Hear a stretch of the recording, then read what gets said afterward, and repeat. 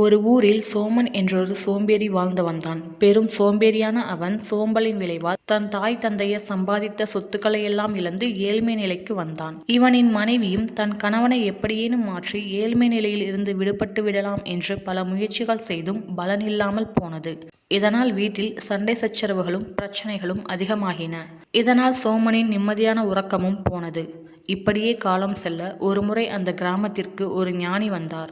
அவரின் உபதேசங்கள் சோமனிற்கு தெரியவர பெரும் பணக்காரனாக மாறவும் வறுமை நிலை மாறவும் வழியொன்றை கூற வேண்டும் என்று ஞானியிடம் வந்தார். ஞானி சோமனிடம் அவனுடைய பிரச்சனைகளையும் அவனின் தினசரி நடவடிக்கைகளையும் பொறுமையாக கேட்டார். அவனின் சோம்பலே இந்த நிலைக்கு காரணம் என்று உணர்ந்த ஞானி அவனை மறுநாள் அதிகாலையிலேயே குளித்து முடித்து சுத்தமாக வரவேண்டும் என்றார். சோமனும் விடைபெற்றான். மறுநாள் சோமன் ஞானியிடம் சென்றான். அவனுக்காக காத்திருந்தவர் அவனிடம் ஒரு மந்திரித்த தாயத்து ஒன்றை தந்தார். அந்த தாயத்தை வலது கையில் கட்டும்படியும் அதை எப்போதும் கலட்டக்கூடாது என்றும் கூறினார். மேலும் முக்கியமாக அந்த தாயத்தானது அவனுடைய வியர்வையில் தினமும் நன்றாக நனைய வேண்டும் எனவும் கூறினார். எவ்வளவு அதிகம் நனைகின்றதோ அவ்வளவு விரைவில் செல்வம் உன்னிடம் சேரும். ஒரு நாள் நனையாமல் போனாலோ குறைவாக நனைந்தாலோ செல்வம் சேர்வது 10 மடங்கு தாமதமாகும் என்றும் கூறினார். அதற்கான செல்வம் உன் எதிரிக்கு சேரும் என்றும் கூறினார். இதனால் சோமன் மிகவும் மகிழ்ந்தான். செல்வம் பெறுவதற்கான வழி ஒன்று கிடைத்ததாகவும் விரைவில் நாம் செல்வந்தனாகி விடுவோம் என்று மனைவியிடம் கூறினான்.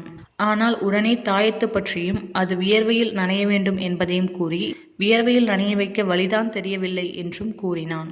மனைவியும் சிந்தனை செய்து அதற்கான வழியையும் கண்டுபிடிப்போம் என்றால் தன்னம்பிக்கையுடன். சிறிது நேர சிந்தனைக்கு பின் அவன் மனைவி அவனிடம், நமக்குத்தான் சிறு தரிசு நிலம் உள்ளதே, அதனை பண்படுத்தி அதில் உழவு செய்தால் உங்கள் உடலில் அதிக வியர்வை வரும் என்றாள். சோமனுக்கும் அந்த யோசனை சரியாகப்பட்டது. முதலில் சோம்பல் குணத்தினால் தயங்கினாலும் பின் அதனை ஏற்றான். மறுநாள் அதிகாலை எழுந்து நிலத்தில் இறங்கி வேலை செய்ய துவங்கினான். செல்வத்தின் மீது இருந்த வேட்கை அவனை அதிகம் உழைக்க வைத்தது.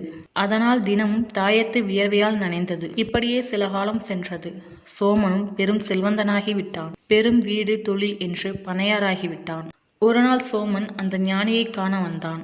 அவரின் தாயத்தின் மகிமையால் தான் பெரும் செல்வந்தன் ஆகிவிட்டதாக கூறி அவரிடம் ஆசி பெற்றான். தன் அன்பிற்கு அடையாளமாய் அவருக்கு 1000 மூட்டைகள் தானியங்களை பரிசாக ஏற்றுக்கொள்ளும்படி வேண்டினான்.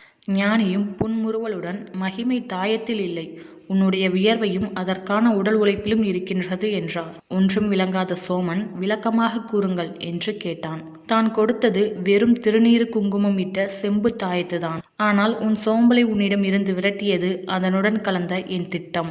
நான் அதனை உன்னிடம் கொடுத்து உன் வியர்வையால் நனைக்க சொன்னேன் அல்லவா?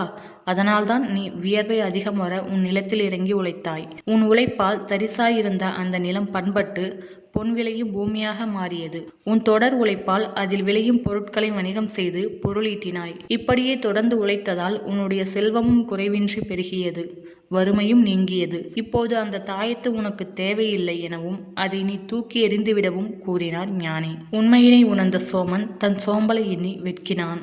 மனந்திருந்திய சோமன் ஞானிக்கு நன்றி சொல்லி அந்த தாயத்தை தான் தொடர்ந்து அணிந்து அதனை தன் வியர்வையில் நனைத்து கொண்டே இருக்கப் போவதாகவும் இன்னும் தன்னிடம் சேரும் செல்வத்தையும் பலருக்கு பயன்படும்படியும் தர்ம காரியங்கள் செய்ய போவதாகவும் கூறி மகிழ்வுடன் விடைபெற்றான்.